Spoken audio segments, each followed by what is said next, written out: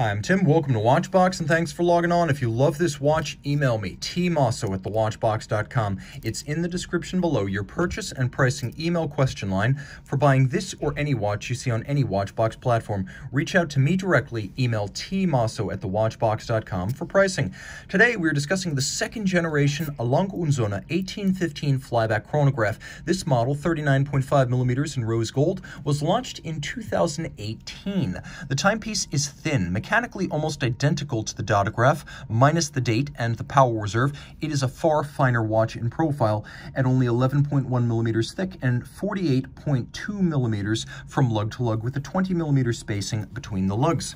Throw it on my wrist, which is 16 centimeters in circumference. The size is perfect. I could recommend this watch for a wrist as small as 13.5 centimeters circumference, and as you can see with a domed bezel and a flat profile, it slides easily underneath a dress cuff. Very comfortable, nicely fit. You can see the lugs are nowhere near the edge of my wrist. Taking a quick look at the hardware and the software, as I like to say. Software first.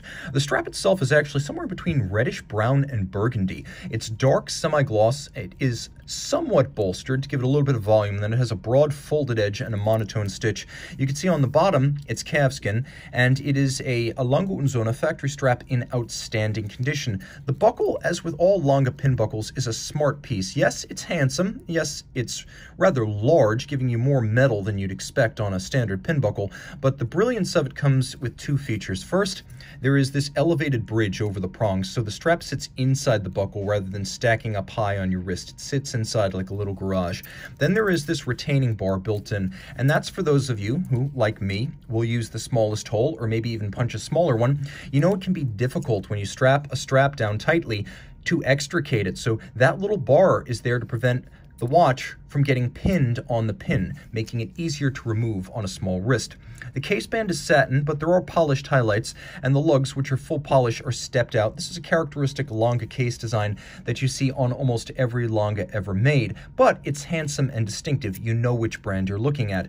You can see that the triggers for the chronograph have polished bevels as well as polished upper and outer faces, but then their external face, laterally, features satin finished. Lange branded crown. The watch, you'll note, does feature hacking or stop seconds. The dial, it is made of sterling silver. It's galvanized to this silver white color, but the base itself is 925 sterling silver, so it's a gold case with a silver dial. The hands at center are alpha style. All the hands are blued, and you can see that they're beautifully polished at their center with a mirrored shine, as well as the sub-register hands. You can see they are also mirror shined at their center. The detailing is exquisite. There are several different stepped layers of this dial. One of the features that Lange fixed with the second generation 1815 was its rather spare and austere appearance.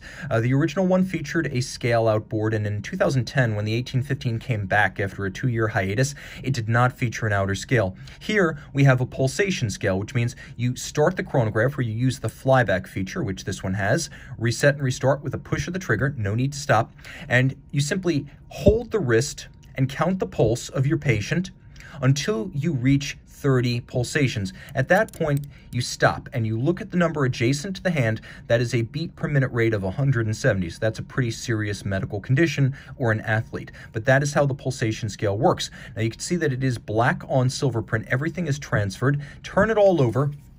This is caliber 9515, and from the reverse side, it's identical to what you'll get on a dotograph. Everything that makes the dotto distinct from this model is under the dial or on the dial side. So from the case back, you cannot tell them apart. Lots to love. An enormous balance, beating away at 18,000 vibrations per hour. It is free sprung and adjusted in 5 positions, and it includes an overcoil hairspring, which is a rarity on Lange watches. As I mentioned, you do have the hacking seconds function, and we have a column wheel lateral clutch chrono that is immaculately decorated, all of this pivoting on 34 joules. It has a 60-hour power reserve, which is substantially more than the original dotograph's 36. You can see the column wheel.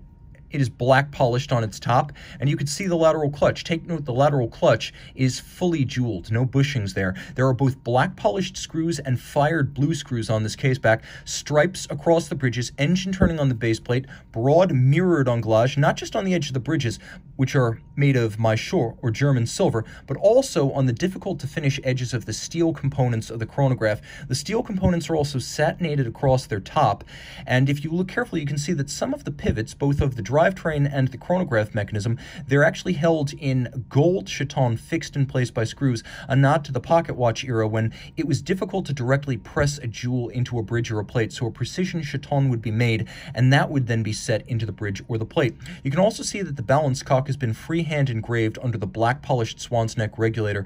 No two of these are exactly alike because of that freehand engraving. Also note that there are sharp interior angles as well as pointy exterior tips, both incredibly difficult to achieve in the steel components of the chronograph clutch. So it's difficult to do that in brass or Mosso. It's almost impossible to do it in steel, but Lange does it anyway. And of course you have an instantaneous minute jumper, and then that German silver material is nickel copper zinc, with the copper giving it that golden hue. That's another nod to the pocket watch era. All of this water resistant down to 30 meters. Reach out to Team Mosso at thewatchbox.com for purchase and pricing details.